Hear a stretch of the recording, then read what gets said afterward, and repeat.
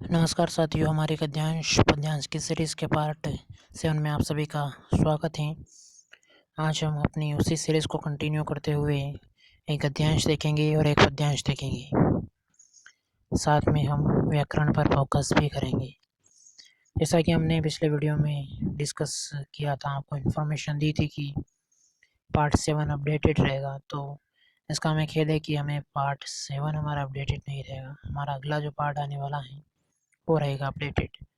ठीक है, तो ये पार्ट वैसा ही रहेगा जैसा आपको पिछला मिला है। कुछ कारणों से इस पार्ट को हम अपडेट नहीं कर पाए, तो अगला पार्ट जो आएगा वो रहेगा अपडेटेड। चलिए शुरुआत करते हैं हमारे पद्यांश की। पद्यांश है, माँ की ईश्वर से मुलाकात हुई या नहीं, कहना मुश्किल है, पर वह जानती थी जैसे ईश्वर से उसकी बातचीत होती रहती है और उससे प्राप्त सलाहों के अनुसार जिंदगी जीने और दुख बर्दाश्त करने का रास्ता खोज लेती है। माँ ने मुझे एक बार मुझसे कहा था, दक्षिण की तरफ पैर करके मत सोना, वह मृत्यु की दिशा है और यमराज को क्रुद्ध करना बुद्धिमानी की बात नहीं। ये हमारा पद्यांश था। चलिए अब इसके पहले प्रश्न को देखते हैं। पहला प्रश्न है, प्रस्तुत पंक्ति में माँ किससे सलाह लेती है? तो यदि हम गद्यांश पद्यांश को ध्यान से देखें तो वहाँ पर ईश्वर का उल्लेख आता है कि माँ ईश्वर से सलाह लेती हैं। किससे सलाह लेती हैं? ईश्वर से। तो हमारा जवाब हो जाएगा ऑप्शन नंबर 3। आगे बढ़े हम, तो क्वेश्चन नंबर 2 है कि प्रस्तुत पंक्तियों में कवि की चिंता किस बात को लेकर है? तो कवि की चिंता है अंधविश्वास को लेकर। माँ जिस प्रकार के अंधविश्वास रखती थी, उन अंधविश्वासों को लेकर उनकी चिंता है। आगे यदि हम बढ़े, क्वेश्चन नंबर 3 है हमारा, प्रस्तुत कविता में कवि की माँ ने किस दिशा की ओर पैर न करने की सलाह दी है? तो उन्होंने कहा है कि दक्षिण की दिशा में पैर न करना, क्योंकि दक्षिण की दिशा यमराज को क्रुद्ध करने वाली बात होती है, बुद्धिमानी की बात नहीं, मृत्यु की दिशा है। ठीक है, क्वेश्चन नंबर नेक्स्ट है हमारा, जिंदगी जीने और दुख बर्दाश्त करने का भावार्थ है। तो इसका सीधा भावार्थ होगा, जिंदगी दांव पर लगाना, ये नहीं हो सकता। जिंदगी के साथ समझौता, ये हो सकता है। जिंदगी को तुच्छ समझना, ये भी नहीं। उधार की जिंदगी, तो इसका जवाब हो जाएगा जिंदगी के साथ समझौता। ठीक है, क्वेश्चन नंबर नेक्स्ट देखते हैं हम, वो है क्वेश्चन नंबर 5 कि बुद्धिमान कभी भी यमराज को क्रुद्ध नहीं करता का भाव है। इसका भाव है कि केवल अपना कार्य विवेक से करता है। जी हाँ, विवेक से भी कार्य करता है वो। केवल दक्षिण की तरफ पैर करके नहीं सोता, हाँ नहीं सोता है। केवल दुर्घटना के प्रति सचेत रहता है, हाँ ये भी करता है। तो इसका जवाब हो जाएगा उपरोक्त सभी। बुद्धिमान व्यक्ति की ये सभी लक्षण है। क्वेश्चन नंबर 6 है, पैर का पर्यायवाची क्या नहीं है? यानी कि ये सभी पैर के पर्यायवाची हैं, इनमें से कौन सा ऐसा वर्ड है जो पैर का पर्यायवाची नहीं है? तो देखते हैं, पहला वर्ड है पद। जी हाँ, ये पर्यायवाची है। चरण भी है, पाँव भी है। पराग इसका पर्यायवाची नहीं है। तो पद, चरण, पाँव और भी यदि पर्यायवाची देखना चाहे तो पाद, पग, ये भी इसके पर्यायवाची होते हैं पैर के। तो हमारा जवाब हो जाएगा ऑप्शन नंबर 4। आगे यदि हम बढ़े तो हमारा क्वेश्चन नंबर 7 है, बुद्धिमान का विलोम होगा। तो बुद्धिमान का विलोम होगा, बलवान तो हो नहीं सकता, बलवान तो हो नहीं सकता। साथ में चालाक भी नहीं हो सकता, क्योंकि ये सभी इसके समानार्थी हो सकते हैं। शानदार भी नहीं होता, तो मूर्ख इसका विलोम हो जाएगा। अगला क्वेश्चन यदि हम देखिए, क्वेश्चन नंबर 8, तो ये है कि दिशा शब्द में निम्न में से कौन सा लिंग है? पुल्लिंग है, स्त्रीलिंग है, या फिर कोई भी लिंग नहीं है, या फिर उभय लिंग है? तो दिशा की जहाँ पर भी बात आती है वहाँ पर लिंग आपका हो जाता है स्त्रीलिंग। वह कौन सी दिशा है, वह किस दिशा में गया, दिशा वर्ड को पढ़ते ही हमें फीलिंग आती है कि यहाँ पर स्त्रीलिंग ही होगा। ठीक है, अगला क्वेश्चन है, माँ की ईश्वर से मुलाकात हुई या नहीं, पंक्ति में अलंकार है। तो माँ की ईश्वर से मुलाकात हुई या नहीं, उसको संदेह है, हुई या नहीं, यहाँ पर हो जाएगा संदेह अलंकार है। ठीक है, संदेह और भ्रांति मान्य हम में अंतर हमने पहले भी देखा है, अब भी देख लेते हैं कि संदेह और भ्रांतिमान में क्या अलंकारों में क्या अंतर होता है। तो इसको ऐसे समझिए कि संदेह को आप शक से जोड़ लीजिए और भ्रांति को भ्रम से जोड़ लीजिए। शक यानी कि उसे शक है कि माँ कहती तो है कि ईश्वर ये करते हैं, ईश्वर से ये होता है, ईश्वर किस प्रकार मानने चाहिए, लेकिन माँ की ईश्वर से मुलाकात हुई या नहीं, इस पर उसे शक है, उसे संदेह है। तो यहाँ पर हो जाएगा हमारा संदेह अलंकार। अब यदि हम भ्रांतिमान में देखें तो उसे भ्रम हो जाता है, किसी भी चीज़ का भ्रम हो जाना, ऐसे कि कोई चीज़ नहीं है उसके बावजूद उसका भ्रम हो गया कि हाँ ये है। जैसे कि सुबह सुबह जब आप उठते हैं तो आपको किसी दिन आपकी नींद जल्दी खुल गई कि धूप निकल आई, लेकिन ये आपको जब आप उठे तो आपने देखा कि धूप नहीं निकली, तो ये आपको भ्रम हो गया ऐसा कि हाँ धूप निकल आई है, सवेरा हो गया, तो ऐसा भ्रम हो जाना, तो वहाँ पर भ्रांतिमान अलंकार हो जाता है। ठीक है, इसको हमने नए तरीके से समझा है, लेकिन इसका भावार्थ वही है जो हमने पिछले बार समझा था। ठीक है, अगला क्वेश्चन यदि हम देखें, अगला क्वेश्चन है, दक्षिण के अलावा कौन सी एक दिशा नहीं है। दक्षिण के अलावा पश्चिम भी दिशा होती है। देखिए दिशा ही समझ लेते हैं सीधा।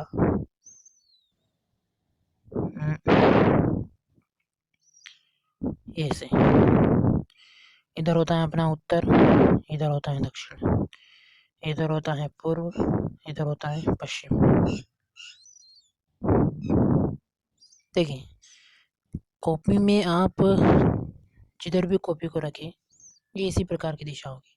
ऊपर की साइड हमेशा आपके उत्तर रहेगा, नीचे हमेशा आपका दक्षिण रहेगा, आपका राइट साइड में हमेशा पूर्व रहेगा और लेफ्ट साइड में हमेशा पश्चिम रहेगा। ठीक है, कॉपी किताबों में वो कहीं पे भी ऐसा ही रहेगा, चार्ट वगैरह में भी ऐसा ही रहेगा।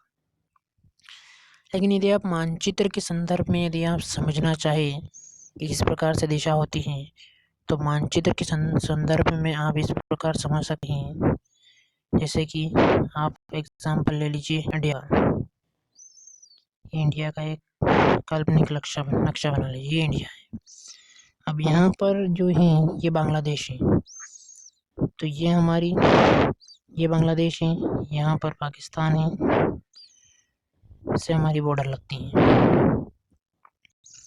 तो यहाँ पर समझने की कोशिश कीजिएगा कि हमारा बांग्लादेश, ऐसे यदि हम दिशा को देखें तो ये पूर्व और यहाँ पर दक्षिण, तो दक्षिण पूर्व में हमारा बांग्लादेश आता है। ठीक है, यदि हम ऐसे देखें तो यहाँ पर पाकिस्तान है, तो पाकिस्तान हमारा आता है उत्तर पश्चिम में, उत्तर पश्चिम में। ठीक है, तो इस प्रकार से होती है हमारी दिशाएं। ठीक है, अब यदि हम देखें कि यहाँ पर कौन सी दिशा नहीं है, तो पश्चिम भी दिशा है, ये रही, पूर्व ऊपर ये नहीं है दिशा, पूरब भी दिशा है, ये रही, उत्तर भी दिशा है, ये रही, और दक्षिण यहाँ पर दे रखा है। ठीक है, तो हमारा ऑप्शन हो जाएगा ऑप्शन नंबर 2 ऊपर। ठीक है, अगला क्वेश्चन यदि हम देखें तो अगला क्वेश्चन है क्वेश्चन नंबर 11, दक्षिण की तरफ पैर करके करने का अर्थ है ऐश्वर्य की प्राप्ति नहीं, मृत्यु की प्राप्ति, आनंद की प्राप्ति, या पैर का मजबूत। तो यहाँ पर हमारा जवाब हो जाएगा मृत्यु का आह्वान, इस पद्यांश में दिया हुआ है। अगला क्वेश्चन यदि हम देखें तो अगला क्वेश्चन है हमारा, रास्ता खोज लेने से क्या अर्थ है। तो रास्ता खोज लेने से अर्थ है कि कोई भी यदि आपको प्रॉब्लम आई और आपने उसका रास्ता खोज लिया, यानी कि आपने उसका उपाय खोज लिया, तो उपाय खोज लेना। ठीक है, अगला क्वेश्चन यदि हम देखें तो अगला क्वेश्चन है, निम्नलिखित में से यमराज का पर्यायवाची नहीं है। तो यमराज के पर्यायवाची जीवितेश भी होता है, कृतांत भी होता है, शवन भी होता है। लेकिन देवालय हम मंदिर को कहते हैं, तो यहाँ पर हमारा जवाब हो जाएगा देवालय। अगला क्वेश्चन है क्वेश्चन नंबर 14, निम्नलिखित में से मृत्यु का पर्यायवाची है। मृत्यु का पर्यायवाची क्या है? क्या भोग सभी मृत्यु के पर्यायवाची हैं? नहीं। क्या वैराग्य है मृत्यु का पर्यायवाची? नहीं, ये भी नहीं है। क्या देहांत है मृत्यु का पर्यायवाची? हाँ, ये है। ये हमारा जवाब हो जाएगा। वेदांत भी नहीं होता है। मृत्यु के यदि और पर्यायवाची देखना चाहें तो मृत्यु के और भी पर्यायवाची आप देख सकते हैं। तो ये सभी पर्यायवाची होते हैं निधन, यानी कि मृत्यु के। निधन होता है, मरण होता है, मौत होता है, पंचतत्व होता है, देहावसान होता है, इंतकाल होता है, काशीवास, गंगा लाभ, निर्वाण, स्वर्गवास, ये सभी इसके पर्यायवाची होते हैं। तो हमारा जवाब हो जाएगा देहांत। देखिए आज थोड़ी हवा की प्रॉब्लम आ रही है, हवा थोड़ी ज़्यादा चल रही है, तो आप इसे समझ लीजिएगा, ठीक है। अगला क्वेश्चन है, ईश्वर से उनकी बातचीत होती रहती है, वाक्य में अशुद्ध शब्द है। बातचीत होती रहती ही होना चाहिए था यहाँ पर। क्या होना चाहिए था? रहती, जबकि यहाँ पर रहते हैं, तो हमारा ऑप्शन हो जाएगा रहते। चलिए अब हमको पद्यांश पढ़ना है। पद्यांश पढ़ लिया हमने। अब हमको गद्यांश पढ़ना है, गद्य का अंश, ठीक है। तो इसमें है क्वेश्चन नंबर 13। इसमें दिया हुआ है कि बात यह नहीं है कि हिंदुस्तान के तमाम बंदिशों की तरह उनके ससुराल वाले भी साहबों से खासे अभिभूत थे और मेरे नाना पक्के साहब माने जाते थे। बस जात से हिंदुस्तानी थे, बाकी चेहरे मोहरे, रंग, पढ़ाई लिखाई सब में अंग्रेज थे। मज़े की बात यह थी कि हमारे देश में आज़ादी की जंग लड़ने वाले ही अंग्रेज़ों के सबसे बड़े प्रशंसक थे। गांधी, नेहरू हो या मेरे पिताजी की घरवाली, भले लड़का आज़ादी की लड़ाई लड़ते जेब खाली और शोहरत सर करता रही, दबदबा उसकी साहबी ससुर का ही था। एक आन बान शान वाले साहब ने उनके सिरफिरे लड़के को अपनी नाजुक जान लड़की सौंपी। उससे रोमांचक क्या कोई परी कथा होती। नानी की सनक भरी आखिरी ख्वाहिश और नाना की रजामंदी वे रोमांचक उपकथाएं थी जो कहानी के तिलिस्म को और गाढ़ा बना चुकी थी। दूसरी वजह माँ की अपनी शख्सियत थी। उनमें खूबसूरती, नज़ाकत और गैर दुनियादारी के साथ साथ ईमानदारी और निष्पक्षता कुछ इस तरह घुली मिली थी कि वे पारिजात से कम जादू ही नहीं मालूम पड़ती थी। उनमें ठोस काम करवाने की कोई सोच भी नहीं कर सकता था। हाँ, हर ठोस और हवाई काम करने के लिए उनकी ज़बानी राय ज़रूर मांगी जाती थी और पत्थर की लकीर की तरह निभाई भी जाती थी। दोस्तों मैं एक बार फिर से कह रहा हूँ, आज थोड़ी हवा ज़्यादा चल रही है तो वॉइस प्रॉब्लम हो सकती है, बाहरी आवाज़ें आ सकती हैं, आप इसमें कॉम्प्रोमाइज़ कर लीजिएगा, ठीक है। तो गद्यांश का हमारा पहला क्वेश्चन है कि गद्यांश के अनुसार अंग्रेज़ों के सबसे बड़े प्रशंसक कौन थे? तो वही थे जो आज़ादी की लड़ाई लड़ते थे। हमारा जवाब हो जाएगा ऑप्शन नंबर 4। माँ की विशेषता नहीं थी, केवल खूबसूरती ये थी। खूबसूरती थी, निष्पक्षता थी, ईमानदारी थी, ये सभी उनकी विशेषता थी।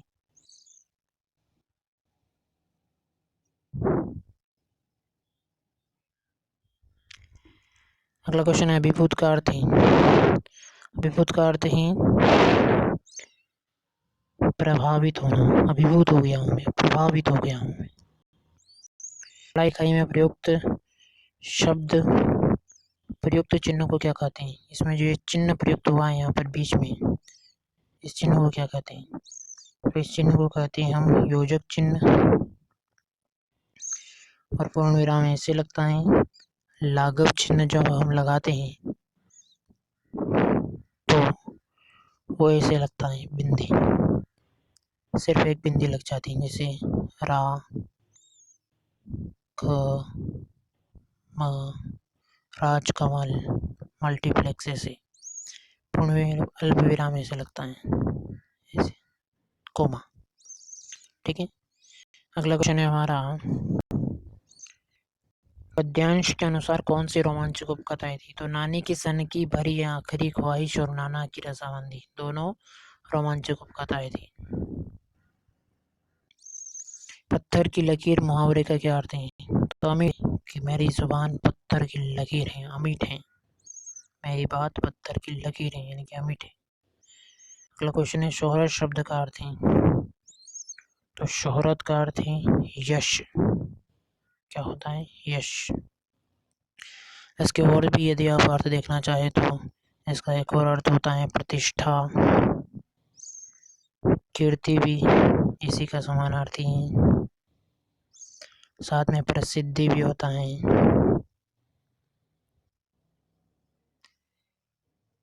प्रसिद्धि, एक और ख्याति भी इसी का होता है, समानार्थी। ठीक है, तो ये सभी हमारे शोहरत के समानार्थी हैं।